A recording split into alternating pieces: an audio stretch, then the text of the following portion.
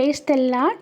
இன்றைக்கி தேவன் தந்த வார்த்தை 90% கிறிஸ்தவர்களுக்கு தெரியாத ஆசீர்வாதம் நெருங்கிட்டு அப்படிங்கிறதுக்கான 7 அறிகுறிகளை தான் பார்க்க போகிறோம். முதல்ல கிறிஸ்தவ நம்பிக்கையில் தேவனுடைய ஆசீர்வாதம் பணம் மட்டும் இல்லைங்க, பொருளும் இல்லை. வாழ்க்கையில் காணப்படக்கூடிய சில அறிகுறிகள். முதல் அறிகுறி என்ன அப்படின்னா, மன அமைதி அதிகரிக்கும். சூழ்நிலை பார்க்கும்போது கடினமாக இருந்தால் உள்ளத்தில் சமாதானம் எப்போவுமே நிரம்பிட்டுருக்கும். ரெண்டாவது அறிகுறி, ஜெபங்களுக்கு பதில் உடனே கிடைக்கும். சின்னதாக இருந்தாலும் தேவன் அந்த ஜெபத்துக்குரிய பதில் வழி திறந்து தருவார். அதே போல் எதிர்பாராத உதவிகள் கிடைக்கும். சரியான நேரத்தில் சரியான மனிதர்கள் நமக்கு உதவுவாங்க.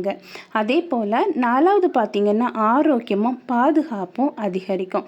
ஆபத்தில் இருந்து நம்ம காப்பாற்றப்படும், பெரிய வியாதியிலிருந்து நம்ம காப்பாற்றப்படுவோம்.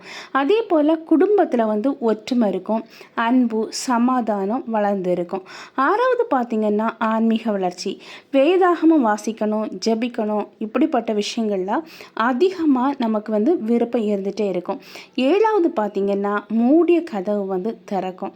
கல்வியாக இருக்கலாம், வேலையாக இருக்கலாம், அல்லது வாழ்க்கையில் ஏதாவது ஒரு புதிய வாய்ப்பு கிடைக்குது, தடைப்பட்டு போயிருக்கலாம். ஆனால் ஆண்டவருடைய ஆசீர்வாதம் நெருங்கி வரும்போது இந்த மூடி இருக்கிற கதவுகள் நமக்கு மூடி இருப்பது போல தெரிஞ்சால் வர நமக்கு திறந்து அந்த ஆசீர்வாதம் நமக்கு வரும்.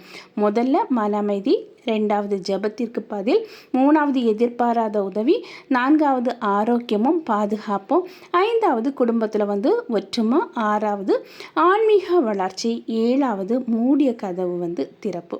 இதெல்லாம் வச்சு ஆண்டவர் தரக்கூடிய ஆசீர்வாதம் நம்மக்கிட்ட ரொம்ப அருகில் இருக்குது, நல்லா நெருங்கி வந்துட்டு இருக்குது அப்படின்னு சொல்லி தான் அர்த்தம். இப்படி உங்கள் வாழ்க்கையில் ஏதாவது அறிகுறி இருக்குது அப்படின்னா, ஆண்டவர் தரக்கூடிய ஆசீர்வாதம் ரொம்ப நாள் இல்லைங்க, சீக்கிரமாகவே உங்களுக்கு கிடைக்க போகுது. ஆண்டவர் உங்கள் ஜெபத்திற்குரிய பதிலை தரப்போகிறாரு அப்படின்னு சொல்லி அர்த்தம். ஆமென். ஹல்லேலூயா.